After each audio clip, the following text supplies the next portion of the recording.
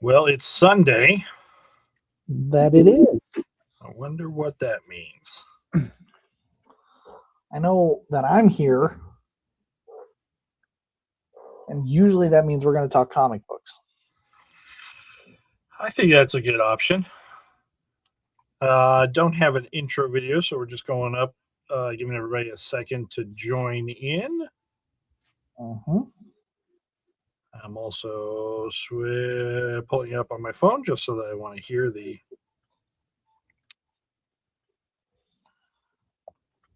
I'm hear going to how pull we it get up our and audio. share it. I'm going to share it. We're still fighting through all of our fun. Mm-hmm. Yeah, your audio sounds better on my phone than it does in my speakers, so that's good. Oh, that's good news. Okay. All right. Welcome. Final orders due means that we live in a world where every single week we have to place orders on comic side of things every Monday at 6:30. So what do? We sign up on this little platform showing off our final order deadline page on our website, which you can get to by iwantmorecomics.com using the shop at the top and final orders due as the menu item. These are all the items that you can order in whatever quantities and whatever versions you'd like to today. And then we'll see them deliver in about a month, just a little bit under a month. A little bit.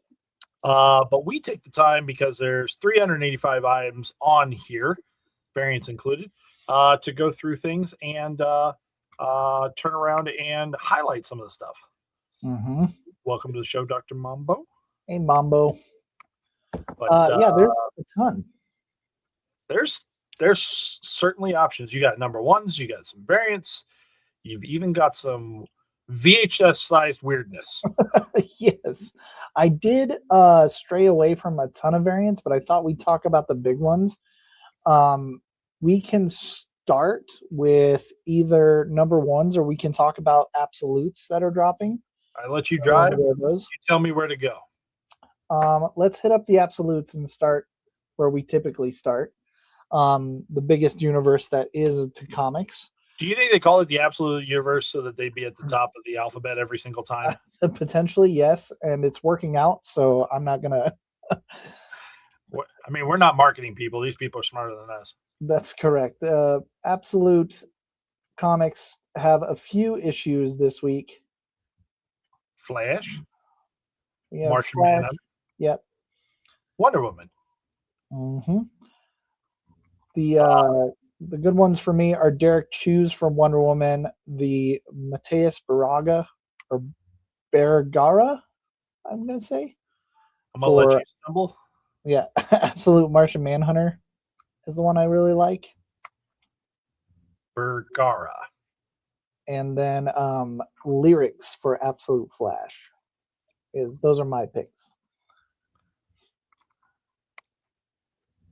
Yeah, that Lyrics, just with the lightning and the colors. The colors are really what pop it out for sure. Light One, welcome to the show. We're having a fine day here. A little bit of football withdrawals, but you know that happens. You know, it's good to get like them out of the way here. Like they wean us off. It's nice. Yeah. We can jump into the new number ones. Okay. But I thought before we do that, let's talk about those weird VHSs from Insight Editions. So I think that these are kind of interesting for the fans, right? You know, like Absolutely. I know two people that definitely want this already. Like they are big film buffs. They're always on getting the collector's editions of things, and I think this is perfect for that. So what we have here, they call it the VHS homage. These are hardcovers. They are designed. It's the visual handbook series. Get it? Like, see how clever they're being? It's not the video home system. But these are hardcovers about the movies. Inside of them, it says, designed to look like the original home video system tape. This unique box set offers Labyrinth fans an in-depth account of the making of the beloved cult classic, including rare concept art, behind-the-scenes photography, exclusive interviews, and key creatives. So it's a book celebrating the movie and especially celebrating creation, behind the scenes type stuff like that. And at $25, it's not crazy like. Right. So I think that's pretty solid there in all this. The two that are out this week for it are the let's see, is Jurassic Park and Labyrinth. Yeah. So Insight, I am just now seeing them come up with things, Insight Editions. I believe they just got in with our distribution, so like they're going to have different stuff like this. You can see how video games and 100 objects, they're celebrating the different things. That's something else there. So cool things, and then they've got a really interesting one that we'll talk about next week, because I think what they're putting together, a combo of a book and something else on that is really solid for that. Excellent. Emily, welcome to the show. Thank you for tuning in. All right, so we will go from there. We'll start jumping into our new number ones. We'll start with Dynamite, which has a new number one from a series that's very ongoing. But Disney Villains is featuring, we're going under the sea and checking out Ursula this time, with Sherry L. Smith as the writer.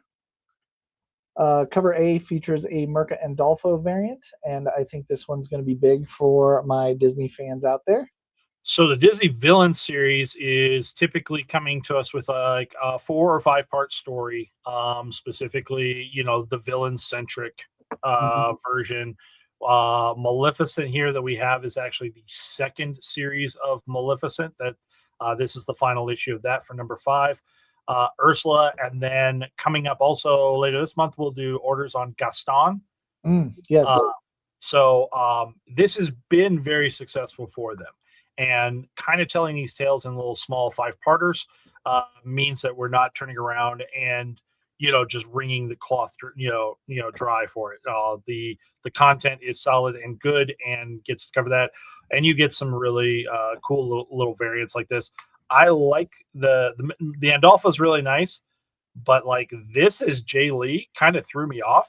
It's so close to the animated that I was just really, really impressed. Jay Lee usually has kind of like, you think of a Wild style, something very. Yeah, he's usually about thin structures. Yeah, so that's really great. If you're interested in that, you can jump on. Moving over to Oni Press, we have another independent title I wanted to highlight. This is independent to you and I, but this is actually from a YouTube video from Glitch Productions that's been watched 330 million times, called Murder Drones.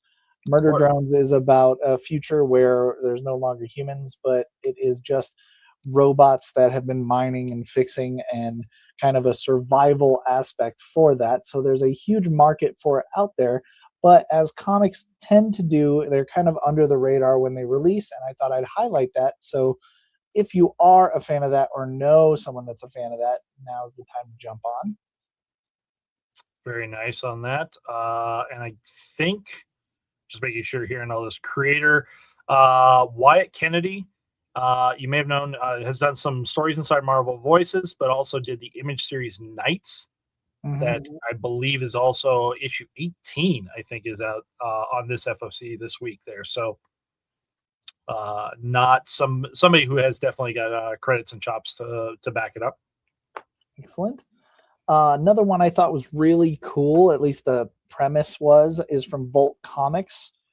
This one's going to be titled Nectar, written by Jeremy Robinson. This is an island off of Salem where a strange species of butterfly have the plague and have a very particular taste for nectar, which is human blood. So it kind of takes a nasty look at butterflies, which I think is going to be pretty fun. This is already I'm seeing a lot of pre-orders on this. I believe it. It's many people are jumping into this. The Suspiria Villages Black Bag variant there. It is going to be an adult variant for that. Those from when Vault has done that with previous series have always been a little bit popular. And this in foil, this Jeremy Robinson, I want to see that in foil because just that little spot of color could Mhm. really make that entire thing pop. Agreed. All right. We will jump over to Ignition Press with another number one. I've been impressed with Ignition and their ideas for stories. This is called The Other Half. This is a couple who is kind of the opposites attract style. There's one hoity-toity rich gentleman married to a gritty detective. Unfortunately, the detective is framed for murder, and with the help of his husband, now has to go out into the streets and try to clear his name. And they kind of have to work. It's kind of like a wholesome whodunit storyline. I think it's right for intrigue, and I think it'll be a good story to boot. Joe Eisma, who is your cover artist there on this, and interior artist. Most of you will remember from Morning Glories. Mm-hmm. Excellent pull. All right, let's look at something a little familiar with a fun twist. Dark Horse Comics is going to be releasing a Usagi Yojimbo Kaito with the caveat of the 84 number one. So it is Usagi set in 84, which I love. Anything 80s, call me a sucker, but it works for me. Ninjas in 80s, I'm in. It's easy to default to a Stan Sakai cover on Usagi. Like that's a real easy. You're never going to be wrong in life. But Jim Rugg doing this Miami Vice is just stellar with the 80s colors. The palette's right. And the car. Come on, like everything about it, man. Everything. There's no way one of these runs today, but everybody remembers that there. So a little 5-parter here for Usagi in the modern landscape instead of his previous roots out there. All right. We'll move from there to Mad Cave Studios with their new number one, which Is Ted Okay? This is going to be kind of a spiritual thriller, clouded in the skin of, let's call it Wall Street kind of stuff. It's about two people, Ted and Sarah. Ted is working for a trillionaire, but Ted has a lot of weird tendencies and is kind of unique in the aspect that he only listens to one song and illustrates the same figure over and over again. And Sarah is kind of a down-to-earth person fighting her demons, inner demons about addiction and things like that, but her job is to make sure that Ted doesn't break.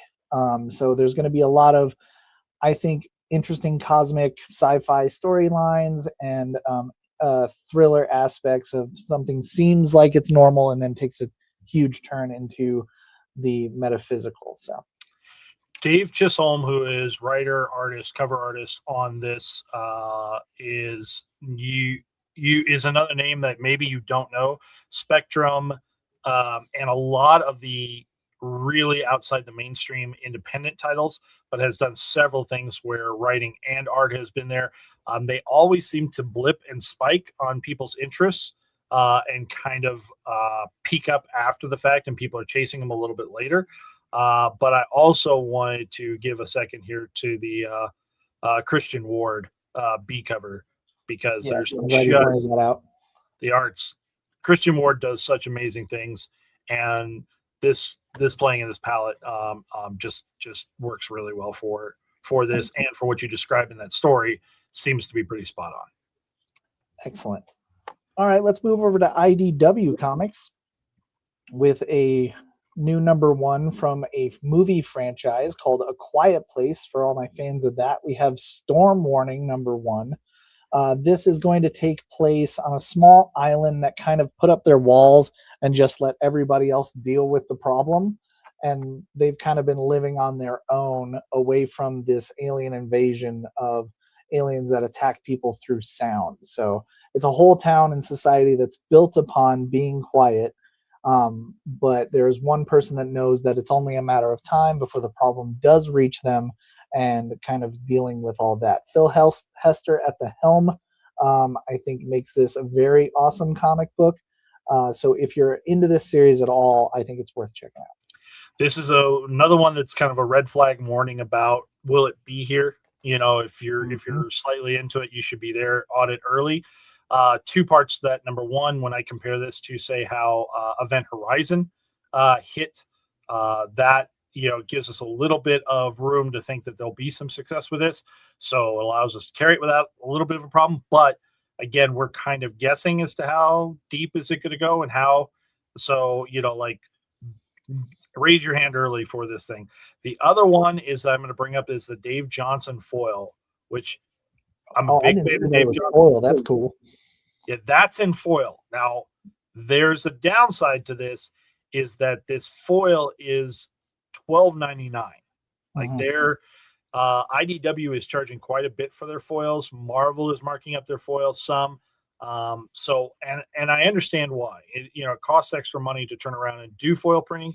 And if there's not enough orders, you don't get a break at the printer. Like, they cost extra money. It's fair, but also it limits to how deep will we risk it on this. Will I bring in like 3 for the rack? Pretty probable. But if that thing looks as good as it could in person, it's going to get picked up quick. So awesome. Consider that idea there. And then, did you have the other IDW on your list? We do, yes. It's Exorcism at Buckingham Palace. This is from the same creative team from Exorcism at 1600th Place. The first Exorcism was in America. This one is now in England, and it's going to have the same really creepy style of storytelling, very eerie, awesome page turner style book. If you like the first one, you're definitely going to like the second. If you haven't given it a shot, if this is something, it's more like a cursed whodunit, and I recommend it if you're into any type of eerie storytelling. Yeah, it's sold well. It picked up readers as that came out, so I do think that it will have some good success. Creepy covers abound there for it. Another foil here with the Heather Vaughn, which could get interesting with the crown on there. While I don't want to derail your number ones, IDW has a couple things here that I want to highlight, which is Beneath the Trees Where Nobody Sees hardcover and The Rites of Spring hardcover. These are special edition hardcovers for the direct market. They won't be in the mass market stores. Both of these are being offered as a thank you for how successful the book has been here in comic book stores. So these hardcovers are on the pipe there, $29.99 each. They cover the first 2 volumes of the story. I gotta imagine that there's the probability that they're going to come back with more for that, the success. Although I didn't read the end of Rites of Spring, so I don't know if there's room to continue to tell stories. And then I was going to bring up Godzilla versus America. Yeah, I saw that too, so I'm glad you're going to talk about it. So Godzilla versus came out as it's been a series of one-shots. The first series was Boston, Chicago, Kansas City, and Los Angeles. We all remember the Los Angeles one was the one that they gave additional money as part of the LA fires, what was going on out there. And you do have the new number 1 from Portland here to order this week too. But these are reprinted hardcovers for this. And the best I can put the information together on this one, I think these are like, remember when DK3 did the individual issues as hardcovers? It feels like it's that. It feels like these, because again, hardcovers at $12.99, that's a pretty low price. It's very low for a hardcover. So it feels like a little bit of like a reprint, because each one of these was only a single issue. But it's a special edition of each one of those. I would assume that the extra pages inside of it, I was trying to remember if it actually said anything here. It doesn't say anything specific about that, but I would assume that it includes extra pages with the script. Yeah, a little bit of script and a little bit of the variants that were out there. Oh yeah, the variant covers, yeah. So I would think that that's why these 4, it kind of sits weird because it's a cheap hardcover. Wait a minute, didn't I already get this? yeah, it is a collection, but I think that the way they're doing it is these single volumes for each one of the individual issues. And a pitch perfect example of why you're on final order cutoff, because that's not something we'd stock just on the rack. That's something that we'd want to specifically order for you. Yeah, I'll have a couple because the price point's so good. Like it's really reader friendly. I like that. I appreciate that. I want to support that from when And there's definitely a secondary market for Godzilla fans, like where they just want the hardcover, like they wouldn't even be interested in the singles. Like having something they can put on their bookshelf is something they'd be looking out for. Yeah, so. It's a heavy Godzilla week because you've also got the library collection here for Trade 6, where they again do these kind of like those epics is the best way to put the library collections, but several different miniseries into a single volume like that. Excellent. Well, we will continue down our number one train. We're going to move over to DC now. We have one from Vertigo, which I wanted to talk about, the Pearl of Brutal Dark, an Ezra Kane mystery. Chris Condon's taking on this noir style, and from what I've read on it, it's basically Sin City meets Indiana Jones. So it's the two of those kind of things combined. It is a noir detective trying to find, he's a beat cop kind of style guy, but he has a master's in archaeology, and that leads him into trying to hunt down artifacts that have been stolen, which turns kind of from noir detective into sci-fi adventure, which I think will be pretty unique.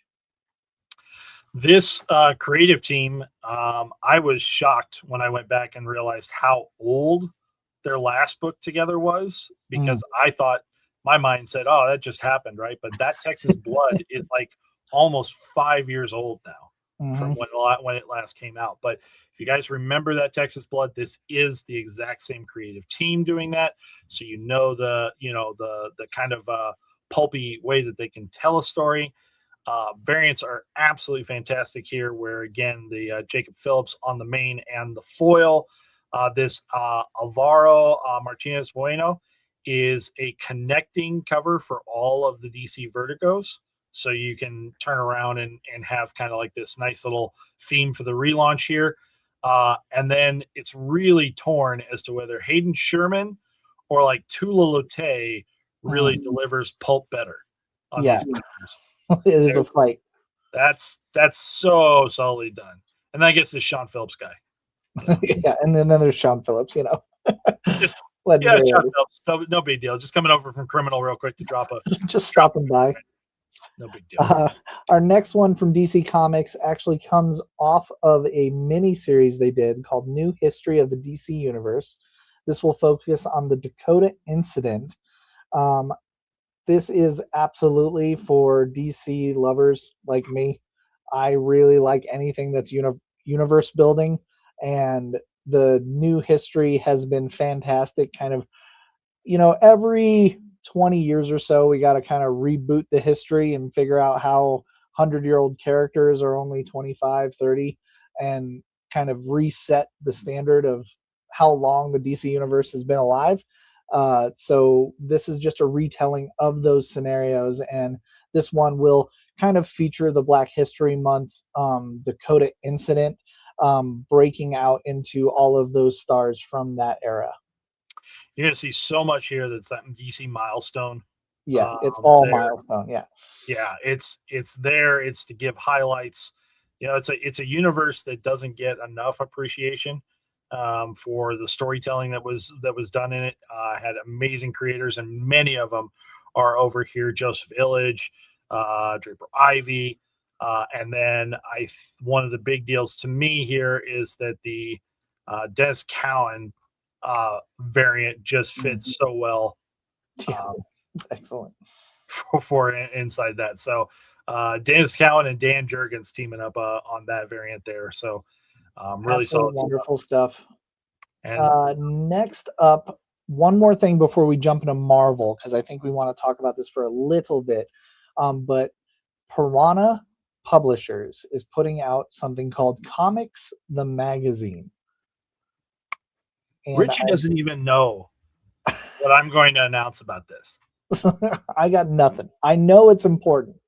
I know a little bit of the behind the scenes, but I know that it was a big one to bring to the table. I sat in on a Friday. It was just Friday. There was they had a retailer Zoom call. They brought us up to date with pieces that are going to be involved in this.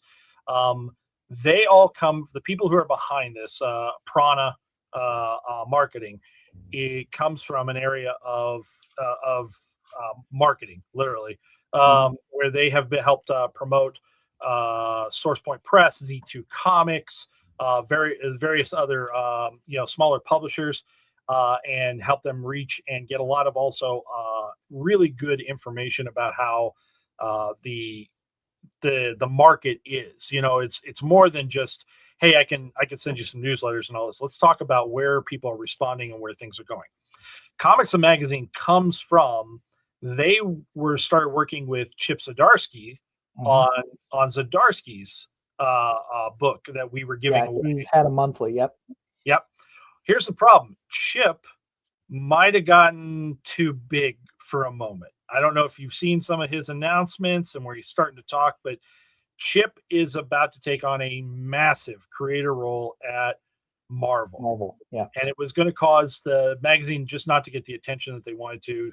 So through a little bit of metamorphosis and a little bit of ideas, people that are involved in this have now come over to Comics the Magazine. Comics the Magazine is the spiritual rebirth of Wizard Magazine. It is meant to be the type of thing that you get in the store and that you talk about what's happening in comics. You get to see little previews. You get to see a little bit of extra content. Inside this one, obviously, there's a huge article about Absolute Batman. I mean, if you're going to be smart in the industry right now, why wouldn't you kick off with an Absolute Batman kind of thing? Anybody interested in Absolute Batman will kind of want to read up a little bit more. It's a big interview there with Dakota Snyder. And it's going to talk about, some fun stuff there. So great. We get articles. There's going to be new content in here. Chew returns with Layman and Guillory. They're going to do strips of the Chew universe and bringing it back inside this. Great. They're going to have highlighted books in there about what you should be reading and why you should be reading it. And they're working on a little bit of a checklist. There is going to be, although we haven't seen a lot of it yet, there's going to be some level of a price guide in here. So that's really tough in today's day and age, but I think that it's just going to be more along the lines of highlighting and focusing what things are hot out there, how things are going, and all this. This is going to be monthly. So it is going to go on monthly. And what's been offered to us is an opportunity to buy some of these issues at a little bit of a discount to help it get off the ground. And for that reason, here's the announcement that Richie doesn't even know about. Month 1 for this, all active hold slots who are in with 5 or more titles are going to get this for free. Nice. That's awesome. So everybody who's been, helping us, as a business and all that, we're going to give back.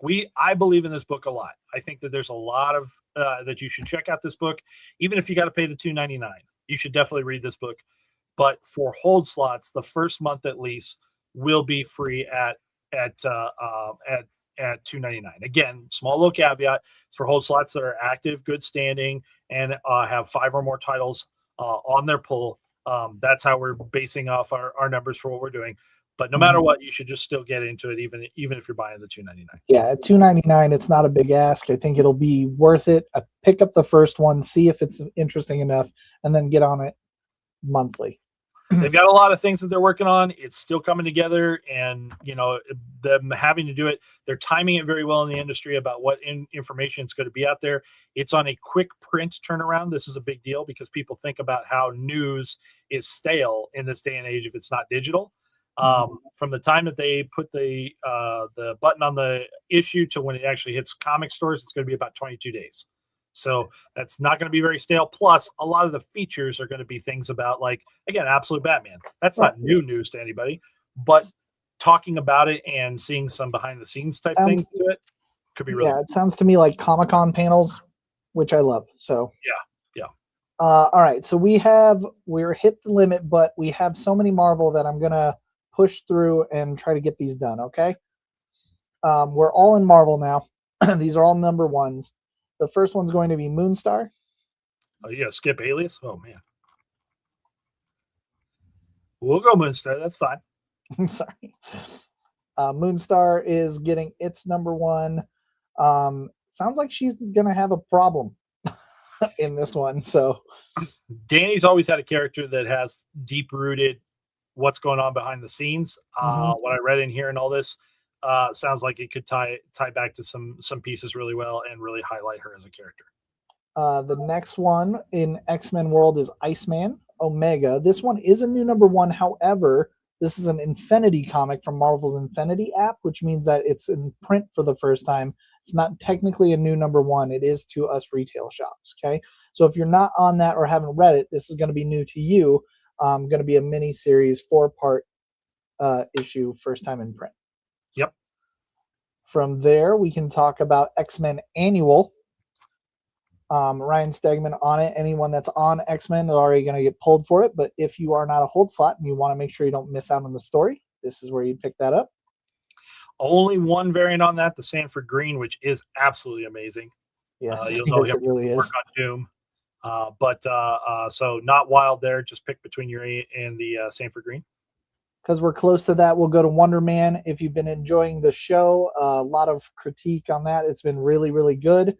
I think it's re-sparking kind of interest in Wonder Man. So boom, right off of that, we're going to get our new series. Pick it up and understand the character a little bit better. Yep. A lot going on for that. That Rose Besh is absolutely amazing. Absolutely. Yeah. Although the variants on it are very, very good. Star Wars is focusing on Darth Maul, which is always a good thing. It is also a prequel to the events of the upcoming Disney show. For those that did watch the Han Solo movie and were like, hey, what was Darth Maul doing at the end of that in the end credit scene? Well, this is going to help explain all of that and kind of his gang rule era. So pick this up, watch the show, and get completely caught up on your Star Wars universe. Do not sleep on this Panosian. Yeah, seriously. It's going to be tough. I think you buy all of them and just enjoy. And then, as Keith said, we're not going to skip Alias. Alias is getting the red band treatment, one of my all-time faves. If you caught the teaser for the Daredevil, you saw that Jessica's in the show, which makes me happy. I love Jessica Jones, and I can't wait to read a red band version of her in Marvel. Well, right here we see on the Casa Grande variant, that's Typhoid Mary in the back. Not everybody's going to know about that character, but Red Band Crazy Lady, absolutely, criminally certified crazy lady, could get way off the rails here. There you go. That takes us through our number one run. There are plenty of variants we could have covered. We got chatting about the ones because it looks like there's really good stuff out there. Please take your own time to go through the website and take a look at all the different things that are available out there. Orders close tomorrow night at 6 p.m. So get those in. Hold Slot members, you can jump right into the portal.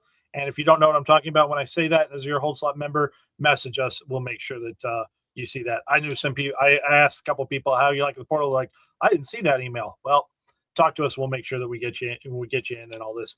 I think almost everybody's turned up for it, and by Wednesday, everybody should be into the portal by now. There you go, gang.